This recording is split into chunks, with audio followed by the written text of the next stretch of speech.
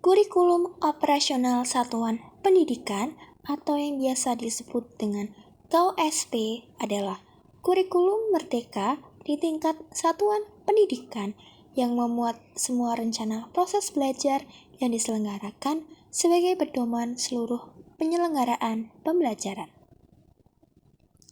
KOSP dikembangkan dengan prinsip dan proses penyusunan yang sesuai dengan konteks dan kebutuhan peserta didik dan satuan pendidikan. Nah, dalam pembuatan KOSP sekolah, semua stakeholder sekolah seperti kepala sekolah, pengawas, guru, komite pembelajaran harus terlibat dalam proses penyusunan. Namun, secara umum, kepala sekolah bertanggung jawab dalam pembuatan KOSP sekolah. Kepala sekolah harus membentuk tim pengembang kurikulum yang terdiri dari guru-guru dan staf sekolah lainnya untuk menyusun KOSP sekolah.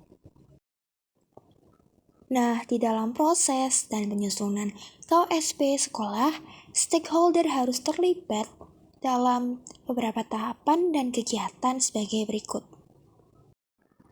Pembentukan tim pengembang kurikulum oleh kepala sekolah.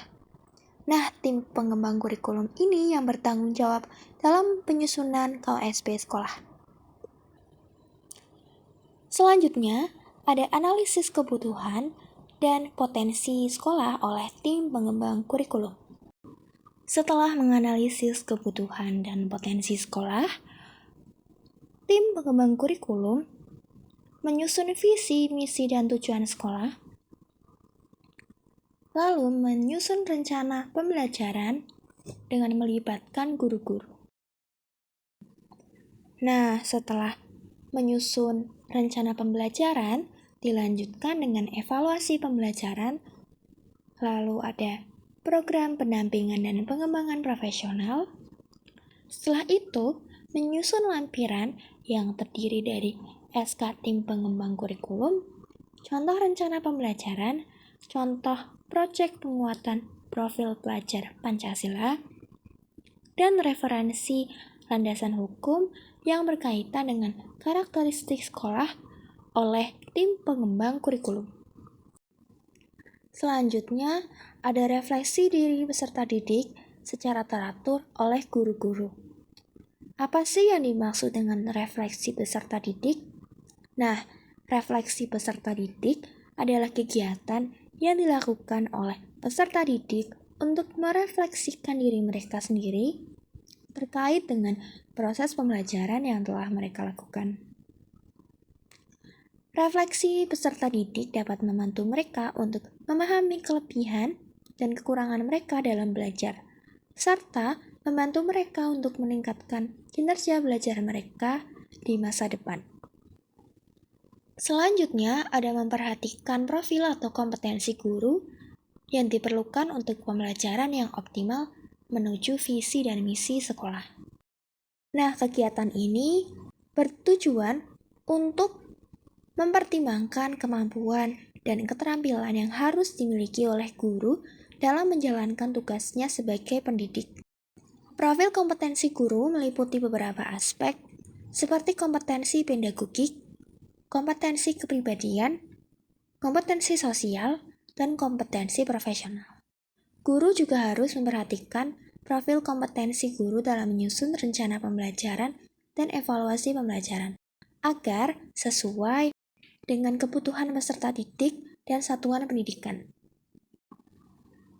Kemudian selanjutnya, memperhatikan konteks dan kebijakan lokal. Dalam pembuatan KOSP sekolah, guru harus memperhatikan konteks, kebijakan lokal untuk memastikan rencana pembelajaran dan evaluasi pembelajaran yang disusun sesuai dengan kebijakan dan regulasi yang berlaku di daerah atau wilayah tempat sekolah berada. Kebijakan dan regulasi tersebut dapat berupa kebijakan pemerintah daerah terkait dengan pendidikan, peraturan sekolah, atau kebijakan lain yang berdampak pada proses pembelajaran. Dan hal ini dapat membantu guru untuk memastikan bahwa pembelajaran yang disusun dapat dilaksanakan dengan baik dan sesuai dengan regulasi yang berlaku di daerah atau wilayah tersebut berada. Memperhatikan kurikulum operasional di satuan pendidikan. KOSP harus mencerminkan kekhasan dan kesesuaian dengan karakteristik satuan pendidikan, konteks sosial budaya, lingkungan, serta dunia kerja dan industri khususnya untuk SMK. Dalam penyusunan KOSP, perlu memahami dengan baik struktur dan kerangka dasar kurikulum merdeka yang telah ditetapkan secara nasional. Selanjutnya, memperhatikan struktur kurikulum yang ditetapkan oleh pemerintah. Kurikulum merdeka merupakan inisiatif pemerintah yang memberikan opsi bagi satuan pendidikan untuk mengembangkan kurikulum sesuai dengan kebutuhan dan konteks masing-masing sekolah. Kurikulum merdeka memberikan keleluasaan bagi guru dan satuan pendidikan dalam memilih berbagai perangkat ajar serta menyesuaikan pembelajaran dengan kebutuhan belajar dan minat peserta didik. Memperhatikan prinsip pembelajaran dan asesmen. Dalam menyusun kurikulum operasional satuan pendidikan atau KOSP, guru perlu memperhatikan keterkaitan antara prinsip pembelajaran dan asesmen. Prinsip pembelajaran yang mempertimbangkan tingkat pencapaian peserta didik, kebutuhan belajar, serta mencerminkan karakter dan perkembangan mereka harus terkait erat dengan prinsip asesmen yang berpusat pada kompetensi siswa. Yang terakhir, yaitu memperhatikan profil pelajar Pancasila sebagai fondasi dalam kurikulum operasional satuan pendidikan. Dalam menyusun KOSP, guru perlu memperhatikan profil pelajar Pancasila sebagai landasan utama dalam merumuskan tujuan, strategi pembelajaran, asesmen, serta pengembangan kompetensi peserta didik. Nah, profil pelajar Pancasila juga menjadi acuan dalam menentukan konten pembelajaran yang relevan dengan nilai-nilai Pancasila dan karakter bangsa. Hal ini menunjukkan bahwa profil belajar Pancasila menjadi prinsip utama setiap program pembelajaran untuk membantu peserta didik berkembang sesuai dengan keragaman potensinya. Mekanisme penyusunan KOSP yang pertama yaitu analisis karakteristik sekolah. Pada tahap ini dilakukan analisis terhadap karakteristik masing-masing sekolah. Yang kedua, menyusun draft KOSP. Setelah melakukan analisis karakteristik sekolah, tahap selanjutnya yaitu menyusun draft KOSP.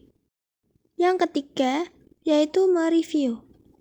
Setelah draft KOSP disusun, tahap selanjutnya adalah melakukan review terhadap draft tersebut. Selanjutnya yaitu finalisasi. Setelah draft KOSP direview, tahap selanjutnya adalah melakukan finalisasi. Pada tahap ini dilakukan penyempurnaan dan perbaikan terhadap draft KOSP sesuai dengan hasil review. Selanjutnya, penetapan. Setelah draft KOSP difinalisasi, draft KOSP akan diperbaiki dan ditetapkan sebagai KOSP resmi. Dan yang terakhir yaitu tahap pengesahan.